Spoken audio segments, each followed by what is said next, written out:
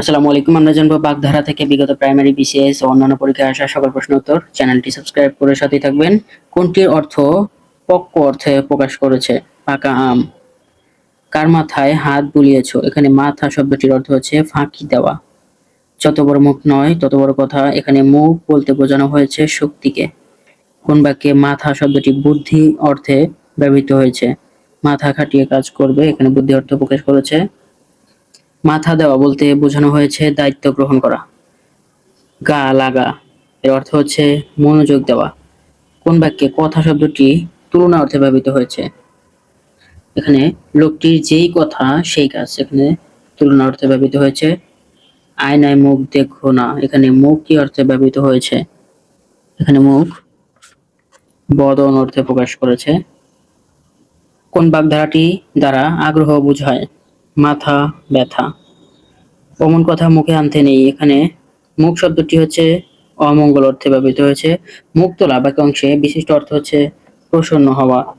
মাথা ঘামানো বাগধারাটির অর্থ হচ্ছে ভাবনা করা। তার দুই হাতের আংটি, তার দুই হাতেই আংটি, বাকিটি হাতেই হচ্ছে আঙ্গুলে। পা চালাও বলতে বোঝানো হয়েছে দ্রুত চলা। শব্দের আবিধানিক অর্থকে কি বলা হয়? বাচ্যার্থ বলা হয়। আমগুলো এখনো কাঁচা, এখানে কাঁচা শব্দটির অর্থ অপক্ক। নদীটি উত্তর মুখে প্রবাহিত, এখানে মুখ হচ্ছে দিক অর্থে। কার্যে বিরতি অর্থে কোন ভাগধারাটি প্রযোজ্য? হাত গুটানো। মাথা খাও পত্র দিয়েও দিতে বলো না, এখানে মাথা খাওয়ার অর্থ হচ্ছে দিব্যি দেওয়া। নিচের কোনটি দুর্বল অর্থ প্রকাশক? অঙ্কে কাঁচা। সে তোমার মাথা খেয়েছে বাক্যে খাওয়া অর্থটি হচ্ছে সর্বনাশ করেছে। তিনি এই গ্রামের মাথা, এখানে মাথা অর্থ হচ্ছে প্রধান। নিচের কোন শব্দটি রোগ অর্থে ব্যবহৃত হয়েছে? মাথা ধরা একটি রোগ অর্থে ব্যবহৃত হয়েছে। টাকাটা ধার দিয়ে তুমি আমার মুখ রেখেছো, এই বাক্যে মুখ অর্থ হচ্ছে সম্মান রেখেছো। এ ব্যাপারে তোমার কোনো হাত নেই, এখানে হাত অর্থ হচ্ছে কর্তৃত্ব নেই।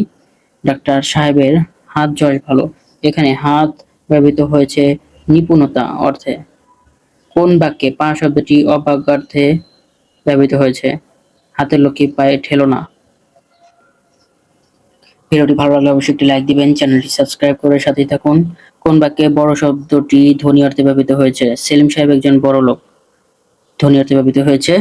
কোন বাক্যে ছাড়া শব্দটি ত্যাগ করা অর্থে ব্যবহৃত হয়েছে? ঝগড়া করে শিকদার সাহেব চাকুরি ছেড়েছেন। সাহায্যের অভাবে স্কুলটি উঠে গেছে, এখানে উঠে শব্দটি হচ্ছে বন্ধ হয়ে যাওয়া বোঝানো হয়েছে। এতে অল্প টাকায় মাস চলো না, এখানে চলা কোন অর্থে প্রকাশ করেছে? চলা হচ্ছে সংকুলান অর্থে ব্যবহৃত হয়েছে। নিচের কোন শব্দটি দক্ষ অর্থে ব্যবহৃত হয়েছে? ছেলেটি অঙ্কে পাকা। নিচের কোনটি দ্রুততার বৈশিষ্ট্যতার বিশিষ্ট প্রয়োগ ঘটেছে? নাকে মুখে। নিজের নাক কেটে পরের যাত্রা ভঙ্গ করতে চাও, এখানে নাক অর্থ হচ্ছে ক্ষতি স্বীকার। কানে তোলা বাক্যাংশের বিশিষ্ট অর্থ হচ্ছে কোনো কথা উত্থাপন করা। দুই ভাইয়ের মধ্যে কোনো কথা নেই, কথা শব্দটির অর্থ হচ্ছে অসম্ভব। কান নেই, চাল নেই, চুলো নেই, মুখে বড় কথা, এখানে চাল শব্দটি কোন অর্থে প্রয়োগ হয়েছে?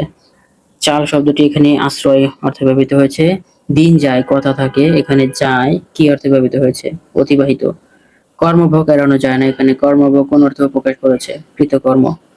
রিরি করা দিয়ে প্রকাশ করা হয়েছে তীব্র ক্ষোভ। হাত গুটিয়ে বসে আছো কেন? বাক্যে হাত শব্দটির অর্থ হচ্ছে কার্যবিরতি। নিখাত অর্থে কাঁচা শব্দে ব্যবহৃত হয়েছে কাঁচা সোনা। বর্ষার রূপ ভারী মনোমুগ্ধকর, এখানে ভারী শব্দটি হচ্ছে খুব। ধন্যবাদ সবাইকে এতক্ষণ সাথে থাকার জন্য, সকলের জন্য শুভকামনা রইল।